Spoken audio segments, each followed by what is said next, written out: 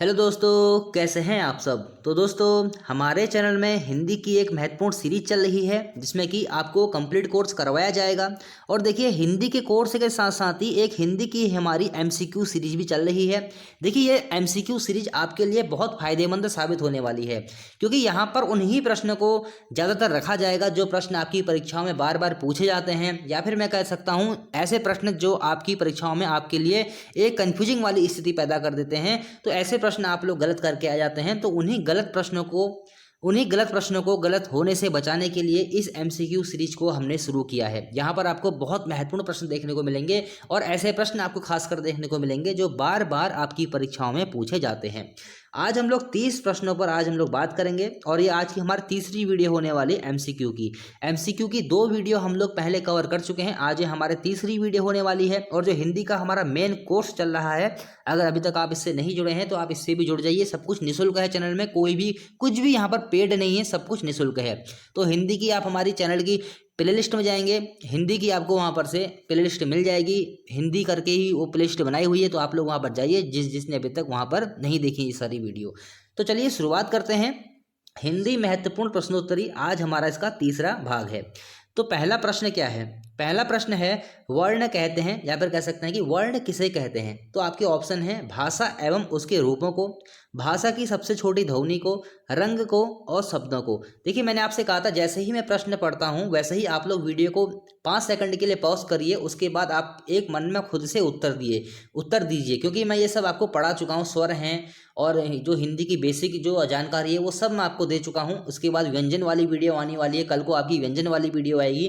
तो ये सब मैं आपको पढ़ा चुका हूँ। अगर आपने अच्छे से पढ़ा होगा तो आप इस प्रश्न का उत्तर बिल्कुल सही देंगे। तो आपको करना क्या है, वीडियो को बीच में पॉज करना है। जैसे ही मैं प्रश्न पढ़ता हूँ, जैसे वर्ण कहते हैं, आपको वीडियो पॉज करनी है और आपको सही उत्तर देखना है कि इसमें से सही उत्तर कौन सा होगा। तो इससे आपको पता लगेगा कि आपकी तैयारी कितनी अच्छी है।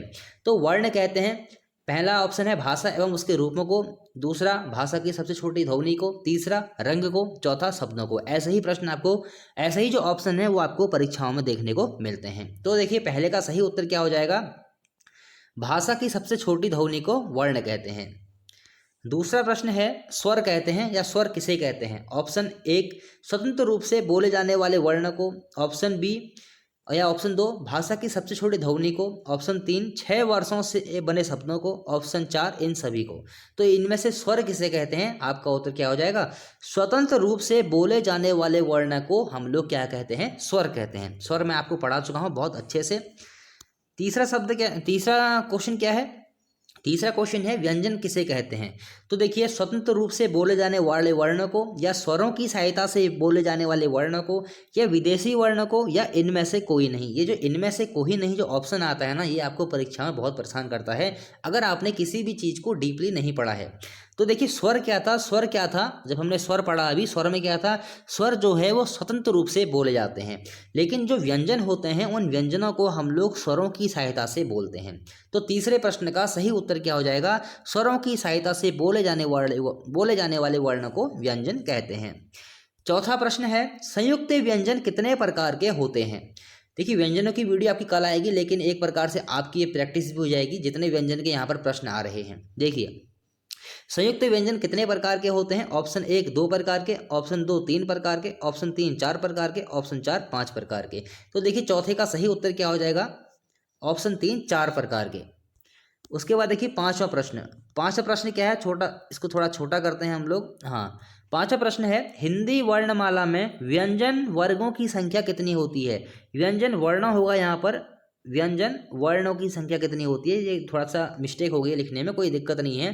तो ये प्रश्न दोस्तों बहुत कंफ्यूजिंग वाला है, और ये व्यंजनों में जो, वैसे मैं आपको स्वर वाली वीडियो में मैंने आपको थोड़ा बहुत बताया था इसके बारे में, लेकिन आपने अगर देखी होगी तो आपको इसका सही उत्तर बिल्कुल आपने अभी तक अपने मन में सोच लिया होगा।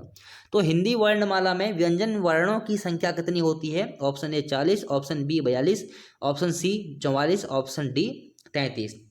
तो इसका सही उत्तर क्या हो जाएगा, पांचवे का सही उत्तर क्या हो जाएगा, ऑप्शन 4 33। अब एक बात दोस्तों यहाँ पर आपको याद रखनी है, अगर आपके ऑप्शन में 33 ऑप्शन नहीं आता है तब आप लोग क्या करेंगे। देखिए, अगर ऐसे ऑप्शन आते हैं, एक बार इसमें इसको साफ करता हूँ। देखिए, अगर ऐसे ऑप्शन आते हैं तो उस कंडीशन में आपको उत्तर क्या लगाना है, 33 ही लगाना है। अगर यहाँ पर 35 भी होता, अगर इस 40 की जगह 35 भी होता ना, 35, तो अब भी आप इसका सही उत्तर क्या लगाएंगे, 33 ही लगाएंगे।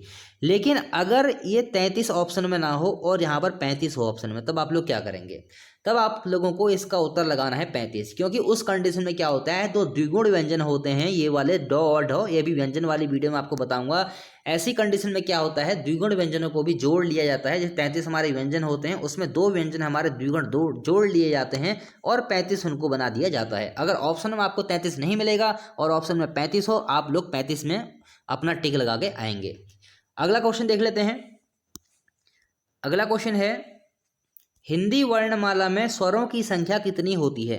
तो देखिए ऑप्शन 1 9, ऑप्शन 2 10, ऑप्शन 3 11, ऑप्शन 4 13। तो देखिए मानक हिंदी वर्णमाला में स्वरों की संख्या कितनी होती है, आपको पढ़ा चुका हूँ, आपका उत्तर क्या हो जाएगा, 11। चलिए ठीक है, आगे देख लेते हैं 7वां प्रश्न। 7वां प्रश्न है, 7वां प्रश्न क्या है हमारा, य र ल वो व्यंजन क्या कहलाते हैं। बताइए य र ल वो व्यंजन क्या कहलाते हैं। ऑप्शन 1 ऊष्म व्यंजन, ऑप्शन बी अंतस्थ व्यंजन, ऑप्शन सी अनुस्वार, ऑप्शन डी अनुनासिक। तो देखिए जो य र ल वो हैं वो क्या कहलाते हैं। इस प्रश्न का सही उत्तर क्या हो जाएगा, अंतस्थ व्यंजन। ये प्रश्न दोस्तों बहुत बार एग्जाम में पूछा भी जाता है, इसलिए आपको याद रखना है। अगला प्रश्न है 8वां, इनमें से अयोगवाह है, इनमें से अयोगवाह वर्ण कौन सा है बताइए। तो देखिए इनमें से अयोगवाह वर्ण, ऑप्शन ए क, ऑप्शन बी अ, ऑप्शन सी अंग, ऑप्शन डी म। बताइए इनमें से अयोगवाह कौन सा है। तो आपका ये आपको पढ़ा चुका हूँ दोस्तों स्वर वाली वीडियो में। तो इसका सही उत्तर क्या हो जाएगा, 8वें प्रश्न का सही उत्तर क्या हो जाएगा, ऑप्शन सी या ऑप्शन 3। चलिए ठीक है, देख लेते हैं अगला प्रश्न। 9वां प्रश्न क्या है, थोड़ा इसको छोटा करेंगे, कुछ ऑप्शन हमारे नीचे ऊपर हो जाते हैं, कोई दिक्कत वाली बात नहीं है। इनमें से कौन सा ऊष्म व्यंजन है। तो देखिए ऊष्म व्यंजन कौन सा है, पहला ऑप्शन है यो, दूसरा ऑप्शन है सौ, तीसरा ऑप्शन है ध, चौथा ऑप्शन है म। तो इनमें से ऊष्म व्यंजन कौन सा है, तो इस प्रश्न का सही उत्तर क्या हो जाएगा, 100। चलिए ठीक है, ऊष्म व्यंजन 4 होते हैं, उसको हम लोग व्यंजन वाली वीडियो में अच्छे तरीके से समझेंगे, बहुत अच्छे से और डिटेल से आपको समझाऊंगा।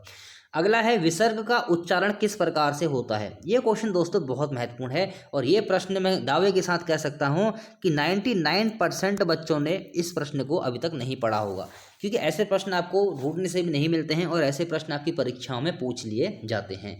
तो विसर्ग का उच्चारण किस प्रकार से होता है, क की भांति, ह की भांति, न की भांति या फिर चौ की भांति।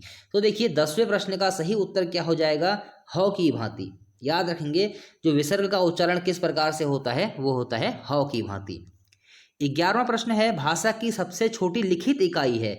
देखिए ये प्रश्न अलग अलग प्रकार से अलग अलग भाषाओं का यूज करके उनको तोड़ मरोड़ के आपसे पूछ लिया जाता है, लिखित इकाई, मौखिक इकाई, ऐसे करके आपसे पूछा जाता है। तो आप लोग कंफ्यूज ना हो, इसलिए हर तरीके से यहाँ पर आपको जो प्रश्न है वो लिख कर दिया जाएगा और उसका सही उत्तर आपको बताया जाएगा। तो 11वें प्रश्न के ऑप्शन है पद, वाक्य, शब्द या वर्ण। तो 11वें का सही उत्तर क्या हो जाएगा, वर्ण। 12वां प्रश्न है, इनमें से कौन सा स्वर नहीं है। बताइए इनमें से कौन सा स्वर नहीं है। तो ऑप्शन 1 है अ, ऑप्शन बी ओ, ऑप्शन सी ऊ या ऑप्शन डी जौ। तो स्वर तो आपको मैं अच्छे से पढ़ा ही चुका हूँ, बिल्कुल आप लोग इसका सही उत्तर आपने अभी तक मन में सोच लिया होगा। इस प्रश्न का सही उत्तर क्या है, जौ। अ आ ई उ ए ऐ ओ औ तक मैंने आपको बताए थे स्वर, तो वो सब स्वर है। बाकी जितने भी क से लेकर जो भी हमारे नीचे को आते हैं वो सब क्या हो जाएंगे, व्यंजन हो जाएंगे। अगला प्रश्न क्या है, इनमें से कौन सा व्यंजन नहीं है। देखिए एक एक प्रश्न मैंने यहाँ पर इसलिए रख रखे हैं स्वर और व्यंजनों के, क्योंकि इस तरीके से आपसे परीक्षाओं में प्रश्न पूछे जाते हैं। तो इनमें से कौन सा व्यंजन नहीं है, क, चौ, ट, ए। ये मात्र एक ही ऐसे प्रश्न रखे हुए हैं मैंने, हर तरीके के प्रश्न यहाँ पर आपको देखने को मिलेंगे, सरल भी और कठिन भी। तो इनमें से कौन सा व्यंजन नहीं है, तो 13वें का सही उत्तर क्या हो जाएगा, ए। ए क्या है, एक स्वर है, बाकी तीनों के तीनों क्या हैं, व्यंजन हैं। स्वर हम लोग पढ़ चुके हैं, व्यंजनों की वीडियो कल आपकी आ जाएगी। 14वां प्रश्न क्या है, इनमें से आगत वर्ण कौन सा है। देखिए अब बताइए इनमें से कौन सा आगत वर्ण है। आपको स्वरों वाली वीडियो में मैंने आपको बताया था इनमें से कौन सा आगत वर्ण है। तो option A, option B, option C या ऑप्शन डी। तो देखिए इसका सही उत्तर क्या हो जाएगा, ऑप्शन ए, ये एक आगत वर्ण है। 15वां प्रश्न क्या है, 15वां प्रश्न है, मानक हिंदी वर्णमाला में व्यंजनों की संख्या कितनी है? तो देखिए मानक हिंदी वर्णमाला में जो व्यंजन है वो कितने हैं? 33 हैं। अभी मैंने आपको बताया था, ये प्रश्न हमारा दोबारा से रिपीट हो गया है। अब देखिए मैंने आपसे कहा ना, अगर 33 आपके ऑप्शन में आपको ना मिले तो उस कंडीशन में आप लोग 35 लगा दीजिएगा। लेकिन अगर 35 और 33 दोनों आते हैं तब क्या करेंगे आप लोग? उस कंडीशन में आपको 33 ही लगाना है। अगर ऑप्शन में 33 ना हो तो उस कंडीशन में आपको 35 लगाना है। 15वां प्रश्न के बाद आता है 16वां प्रश्न।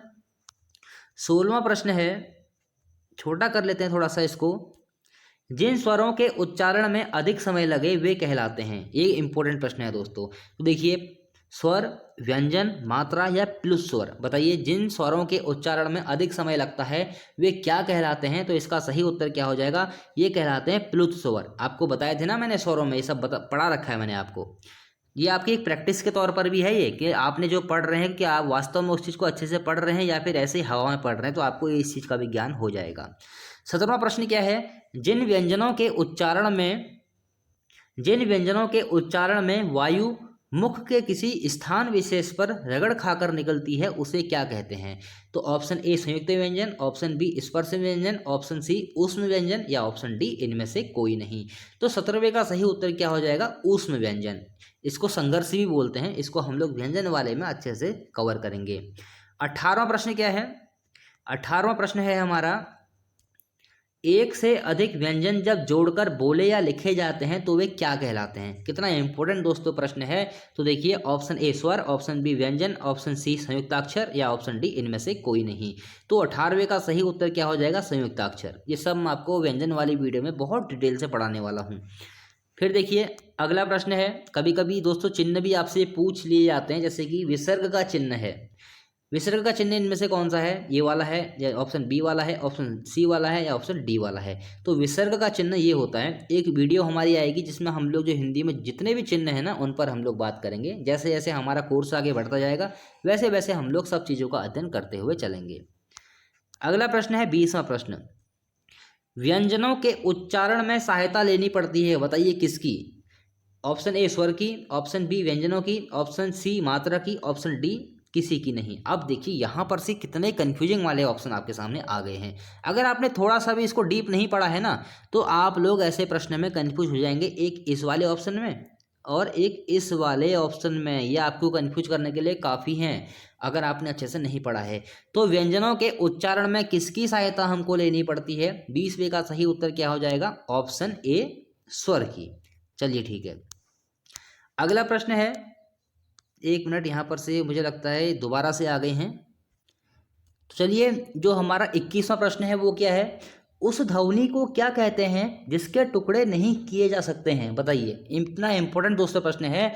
उस ध्वनि को क्या कहते हैं जिसके टुकड़े नहीं किए जा सकते हैं? ऑप्शन एक शब्द, ऑप्शन 2 पद, ऑप्शन 3 वर्ण या इनमें से कोई नहीं। तो 21वें का सही उत्तर क्या हो जाएगा? ऑप्शन 3 वर्ण। वर्ण के हम लोग टुकड़े नहीं कर सकते हैं। आपको पढ़ा चुका हूँ सब कुछ मैं स्वर वाली वीडियो में। 22वां प्रश्न क्या है? इनमें से किस स्वर की कोई मात्रा नहीं होती है? तो देखिए ई, ए, औ या आ, बताइए इनमें से किस स्वर की कोई मात्रा नहीं है? अब देखने में आपको इन तीनों को ऐसा लग रहा होगा कि इनकी कोई मात्रा नहीं है, लेकिन ऐसा नहीं है। इसकी भी मात्रा होती है, इसकी भी मात्रा होती है। जो औ है इसकी कोई भी मात्रा नहीं होती है। ये प्रश्न कंफ्यूज करने के लिए होते हैं दोस्तों। ऐसे प्रश्न, ऐसे ऑप्शन जो हैं वो रखे जाते हैं आपको कंफ्यूज करने के लिए। तो जो औ है उसकी कोई मात्रा नहीं होती है, लेकिन जो अ स्वर है वो प्रत्येक व्यंजन के साथ रहता है। प्रत्येक व्यंजन के साथ कौन सा स्वर रहता है? ओ, लेकिन ओ की कोई मात्रा नहीं होती है। अगला प्रश्न है, इनमें से अयोगवाह वर्ण कौन से हैं? देखिए आपके सामने ऑप्शन है। ऑप्शन 1 ट या ढ, ऑप्शन 2 क या ख, ऑप्शन 3 अंग ह और ऑप्शन 4 ये सभी। बताइए इनमें से अयोगवाह वर्ण कौन से हैं? तो आपका सही उत्तर क्या हो जाएगा? ऑप्शन 3 अंग और अह। अगला प्रश्न है 24वां प्रश्न। प्रत्येक व्यंजन में कौन सा स्वर होता है? अभी मैंने आपको बताया। तो देखिए ऑप्शन 1 आ, ऑप्शन बी ई, ऑप्शन सी या छोटा ई, ऑप्शन डी ओ। तो देखिए प्रत्येक व्यंजन में कौन सा स्वर होता है? ओ। अगला प्रश्न है, इनमें से सही मूल स्वर का चयन कीजिए। देखिए, इनमें से सही मूल स्वर का चयन कीजिए। स्वर मैंने आपको पढ़ा रखे हैं ना, तो देखिए बताइए इनमें से सही मूल स्वर कौन सा है। देखिए, ए ई उ ओ, या फिर ई उ ऊ, या फिर अ ई उ ऋषि, या फिर ये सभी। बताइए इनमें से कौन सा मूल स्वर है। सारे के सारे एक मतलब मूल स्वर हैं। तो देखिए 25वें प्रश्न का सही उत्तर क्या हो जाएगा, अ, छोटा ई, उ और ऋषि, ये मूल स्वर हैं। बाकी देखिए इनमें भी ई आता है, उ आता है, लेकिन ओ है जो मूल स्वर नहीं है, ए मूल स्वर नहीं है। ये इसमें भी देखिए जो ई आ रहा है मूल स्वर नहीं है। तो ये इस तरीके से आपको यहाँ पर से छांटना है मूल स्वर। इसमें देखिए सारे के सारे मूल स्वर हैं, तो इसलिए तीसरा वाला ऑप्शन हमारा सही हो जाएगा। अगला प्रश्न है, 26वां प्रश्न है, इनमें से अनुनासिक का प्रयोग किस शब्द में हुआ है। ऐसे प्रश्न दोस्तों बहुत पूछे जाते हैं आपकी परीक्षाओं में। तो देखिए ऑप्शन ए हंसना, ऑप्शन ऑप्शन बी हंस, ऑप्शन सी ये दोनों, या ऑप्शन डी इनमें से कोई नहीं। अब ये दोनों वाला ऑप्शन है ना, ये आपको कंफ्यूज कर देगा। तो अगर आपने इस चीज़ को नहीं पढ़ा है कि अनुनासिक क्या होते हैं, तो देखिए 26 का सही उत्तर क्या हो जाएगा, हंसना। हंसना में अनुनासिक का प्रयोग हुआ है, क्योंकि जहाँ पर भी अनुनासिक होता है वहाँ पर से इस प्रकार की मात्रा लगती है। हंसना जहाँ पर भी होगा वहाँ पर से ये ऐसे चंद्र के साथ एक बिंदु आएगा, चंद्र बिंदु आएगा। तो ये अनुनासिक की पहचान होती है, आप लोग याद कर लीजिए। तो ऑप्शन एक सही हो जाएगा। 27वां प्रश्न है, इनमें से अनुस्वार का प्रयोग किस में हुआ है। एक मैंने आपको अनुनासिक का ऑप्शन दे दिया, एक आप देखिए अनुस्वार वाला देखिए। इनमें से अनुस्वार का प्रयोग किस शब्द में हुआ है। ऑप्शन एक अंत, ऑप्शन दो आंख, ऑप्शन तीन ये दोनों, या ऑप्शन चार इनमें से कोई नहीं। अब देखिए यहाँ पर से आपको क्या याद रखना है, 27 का सही उत्तर क्या हो जाएगा, अंत। अनुस्वार जो होता है उसमें ये वाली मात्रा होती है, बिंदु, खाली खाली बिंदु होता है। और जो अनुनासिक होता है उसमें इस तरीके का चंद्र बिंदु होता है, चंद्र बिंदु। तो यहाँ पर ऑप्शन एक अंत बिल्कुल सही उत्तर हो जाएगा। 28वां प्रश्न है, इनमें से दीर्घ स्वर कौन सा है। तो हर्ष स्वर, हर्ष स्वर, दीर्घ स्वर, प्लुस स्वर सब मैं आपको पढ़ा चुका हूँ। तो देखिए इसका सही उत्तर क्या हो जाएगा। यहाँ पर चारों ऑप्शन हम लोग ले लेते हैं। एक ऑप्शन आपका नीचे चले गया है, ये देखिए ऑप्शन एक अ, ऑप्शन बी उ, ऑप्शन तीन आ, या ऑप्शन डी ये सभी। तो बताइए इनमें से जो दीर्घ स्वर है वो कौन सा है। इसका सही उत्तर क्या हो जाएगा, आ एक दीर्घ स्वर है। चलिए देख लेते हैं अगला प्रश्न। 29वां प्रश्न है, इनमें से आगत वर्ण कौन सा है। बताइए इनमें से जो आगत वर्ण है कौन सा है। 29वें का सही उत्तर क्या हो जाएगा, ऑप्शन एक, ऑप्शन दो, ऑप्शन तीन, या ऑप्शन चार, या ये सभी। सभी के सभी या आगत वर्ण है। बताइए इनमें से कौन सा आगत वर्ण है। ऑप्शन एक इसका बिल्कुल सही उत्तर हो जाएगा। 30वां प्रश्न है, बहुत महत्वपूर्ण दोस्तों प्रश्न है, हिंदी वर्णमाला में कितनी मात्राएं हैं। तो देखिए 13, 9, 11 या 10। तो बताइए हिंदी वर्णमाला में कितनी मात्राएं हैं। तो 30वें का सही उत्तर क्या हो जाएगा, हिंदी वर्णमाला में 10 मात्राएं हैं। क्योंकि अ की कोई मात्रा नहीं होती है, इसीलिए अ को हम लोग यहाँ पर काउंट नहीं करेंगे। तो 10 मात्राएं हो जाएंगी हिंदी में। तो दोस्तों ये आज की हमारी MCQ जो हमारी वीडियो थी वो कंप्लीट हुई। कल आपकी व्यंजन वाली वीडियो आ जाएगी। इसी तरीके से हम लोग हिंदी को करते रहेंगे, बिल्कुल आपका जो सिलेबस है कंप्लीट करवाएंगे। वीडियो को लाइक दोस्तों जरूर किया कीजिए, ताकि मुझे पता लगता रहे आपको वीडियो पसंद आ रही है। चैनल को सब्सक्राइब किया कीजिए, और बेल आइकन जो बेल आइकन है उसको प्रेस किया कीजिए, ताकि जो भी नई वीडियो आती है उसका नोटिफिकेशन आप तक पहुँच जाए। व्हाट्सअप नंबर दोस्तों मैंने नीचे दे रखा है, अगर आपको कुछ मैसेज करना है, कुछ पूछना है मुझसे, आप लोग पूछ सकते हैं व्हाट्सएप पर मैसेज करके। फेसबुक पेज का लिंक भी दोस्तों मैंने नीचे दे रखा है, अगर आपको कोई नई जानकारी चाहिए होती है तो आप लोग मेरे फेसबुक पेज से जुड़ सकते हैं। लिंक में आप लोग जाएंगे तो वहाँ से आपको फेसबुक का लिंक, और डिस्क्रिप्शन बॉक्स में आप लोग जाएंगे तो वहाँ से आपको फेसबुक पेज का लिंक मिल जाएगा। दोस्तों आज के लिए इतना ही, मिलते हैं अगली वीडियो में। अगर वीडियो पसंद आई हो तो लाइक कीजिए और चैनल को सब्सक्राइब कीजिए।